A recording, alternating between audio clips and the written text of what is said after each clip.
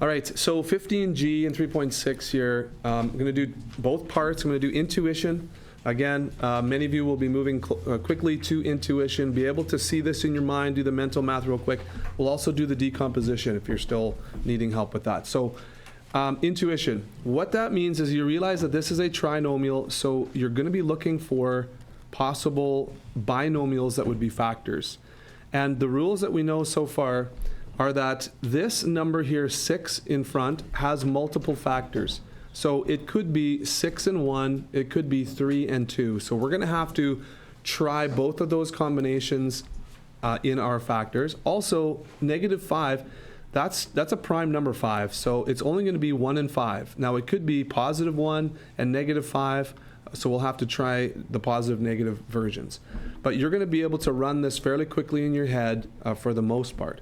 Now, the tip that I gave you always is start with the factors that are closest to one another.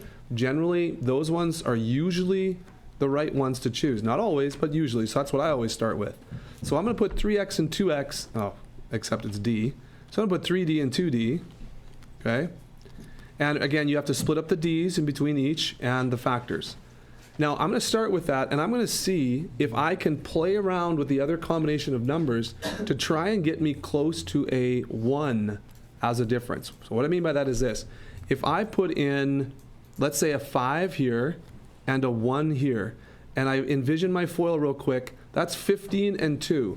So 15 and 2, does that get me close to 1? No. Oof, it doesn't. No. Okay, what if I switch the 1 and 5 around? If I put 1 here and 5 here, what about 3 and 10? 3 and 10, does that get me close to 1? No, 3 and 10, no combination of 3 and 10. So I'm running out of options here. Now I'm going to have to go to the 6 and the 1. Okay, so watch this. I'm going to try now the 6 and the 1. That's why an eraser's handy here. A 6 and a 1. What if I do this? What about 6 and 5? Oh, that can get me to a 1. Okay. So if I had positive 6d minus 5d, that would give me a plus 1d.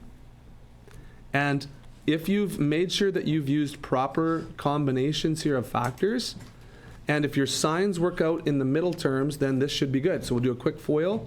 6d squared, yep, plus 6d minus 5d minus 5. That gets us the original question, so this is your answer. So that's intuition, and those mental processes will start to go very quickly for you as you get comfortable. Okay, so let's say you're not comfortable with that. That is just a little bit too much for you to handle in your mind right now, no problem. We go to the decomposition method. The decomposition method says that the first thing we do is we multiply this number times the constant at the end. So 6 times -5 is -30. When you get to -30, now we are going to decompose the middle term, and so I am looking for factors of -30 that add up to +1, the b value here. And that's going to be 6 and -5. You see that? Now 6 and -5 look familiar, don't they? So that's going to be part of how we're going to get to our solution. But we don't jump right to an answer yet. We decompose the middle term, so that means we rewrite this middle term right here in terms of these two. So I'm going to go rewrite this as 6d squared. This middle term is now plus 6d minus 5d. That's what this plus d is now going to be turned into. And then you rewrite your minus 5 there. And so we're breaking apart, we're starting to decompose this trinomial, and now we revert to our factoring by grouping. So we group the first two together, and we group the second two together, and we factor those separately. So I take a greatest common factor out of this first group, which would be a 6 and a d. That's what can be taken out. What's left over is d plus 1. 6d divided by 6d is 1. Over here, I can take out a -5, and what's left over is positive d, and then -5 divided by -5 is plus 1. I'm in really good shape. This is going really well because I have a greatest common factor binomial in both of those factored parts, and that means that I can pull out now a greatest common factor. So the d plus 1 is my greatest common factor, and what's left over is 6d minus 5, and there is my factored form. It's the same as the first one. The order of the factors, what you multiply doesn't matter. So that's both intuition and decomposition there. Okay? Questions about that right now? No, you gotta take a picture. No, not this time. No, because you're supposed to be writing this down. Why are you writing this down? You're supposed to be, hang on, write it down. You're supposed to be doing this with me. Okay? Also, you can watch the video later. Doing this video just for you. Okay, you can watch the video later. Take a picture of your computer screen later. Okay? Any other pictures? Any other questions? Phones in class. You know I love phones in class. All right. We good? All right, so this is 18A. We're going to do decomposition method with this. 18A, this is a great one to do because what we haven't really talked a whole lot about, again, you always need to check the GCF. Is there a greatest common factor between all three terms in this trinomial that you can divide out? Yes. 10. Yeah, 10. Now, just to be clear, we don't just, like the 10 does not just disappear. You have to write it as a factor. So what I mean by that is this, is that this expression, if we remove a 10 out, which we can do, you have to write it on the side there. It has to still be part of our expression. So this is going to be 2r squared plus 7r plus 6.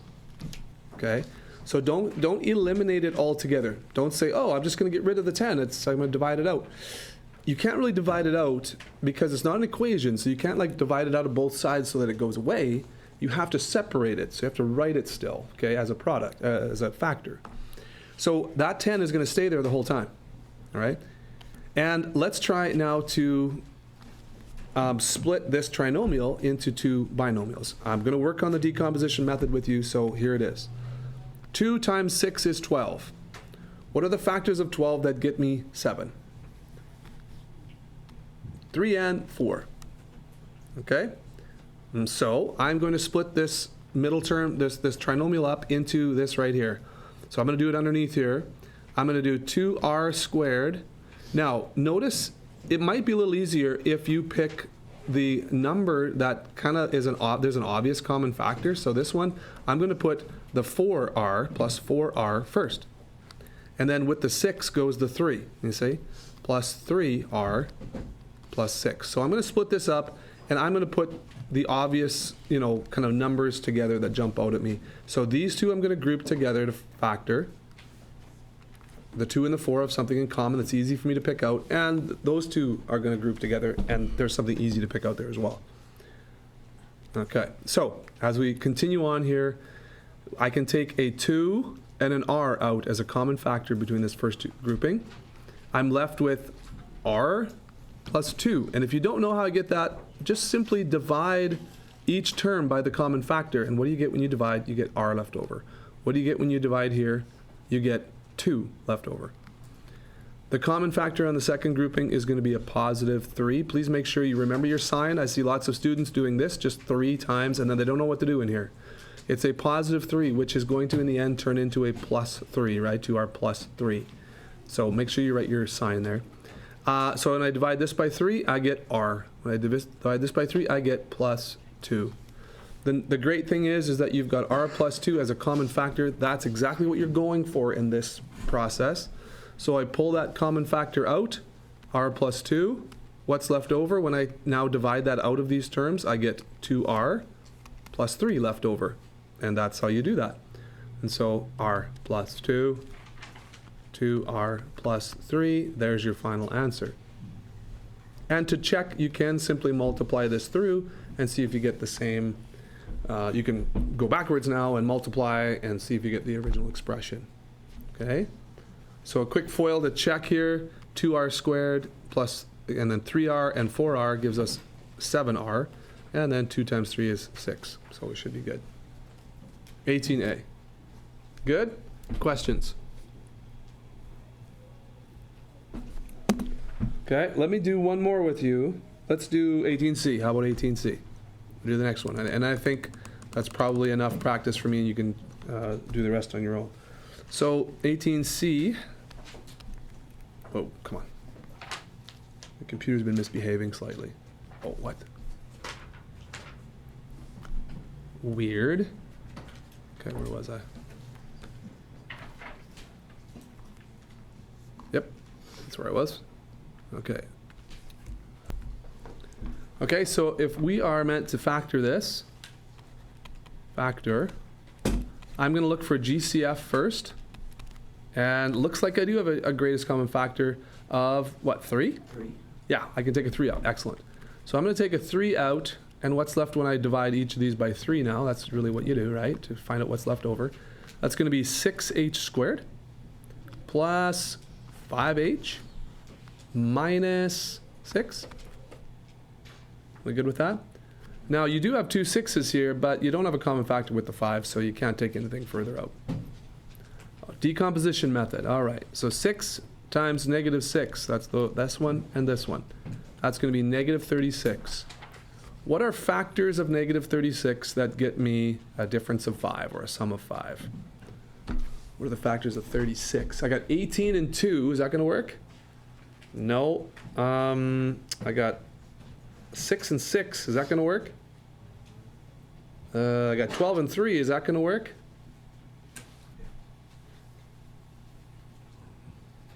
What do you think?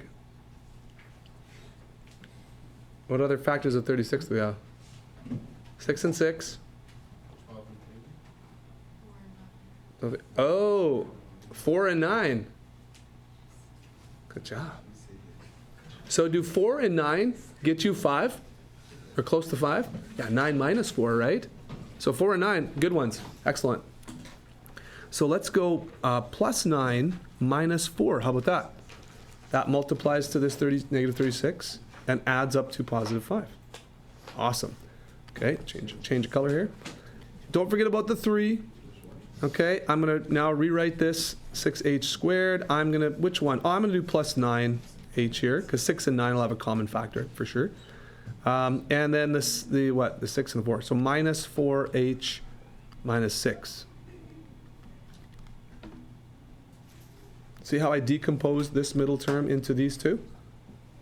Now I'm going to factor by grouping. And take the first 2, and then I'm going to factor the second 2 separately. And this is what I'm going to get. Don't forget about that 3. Going to be a lot of brackets here, but that's okay. What can I take out of these 2 terms here? I can take a 3 and an h. You guys see that? Common factor there, 3h. Is that good? What's left over when I divide this by 3h? I get 6 by 3 is 2h. Plus, what's 9 divided by 3 is 3. H divided by h is just 1. So I get 2h plus 3. Over here, I'm going to take out a 2 and a negative. They're both negative, so I'll take out a minus 2. And I should get 2h plus 3. Awesome. Now notice that I have a common factor. And if all those brackets freak you out, I'm kind of sorry, not sorry. You guys can kind of get used to brackets, okay? So obviously these are the outside brackets, and these inside brackets are just part of the inner expression. So what I'm going to do now, rewrite the 3. I'm going to take my common factor out of 2h plus 3. And I'm going to, what's left over when I get rid of these, factor that out at 3h minus 2. Okay, so now you can drop these outside brackets, no problem. And you'll want to multiply this through, and just to double check probably, a quick FOIL, 6h squared minus 4 plus 9 is going to give us a plus 5h, that's great. And then minus 6, so that gets us this part. And then all of that times 3 will give us the original equation. There's your answer. Okay? Now this is real big kid stuff. This is real high school math here. Okay? There's no joking about this. Okay? This is not easy, but if you work through the method and practice, well, I'm giving you a lot of homework. You need to practice this. The more you practice, the more comfortable you'll be and the fewer mistakes you'll make. Okay? So this is very important. As I showed you yesterday, my calculus class that's just before you guys, they need to know how to do this to do their calculus stuff they're working on right now. This is foundational. So this is why we're doing this. This is foundations and pre-calculus math 10. So this is part of what you need to learn for the calculus too. Even if you're not taking calculus, this is going to be important for your other classes as well. All right, any other questions about decomposition method or this homework assignment?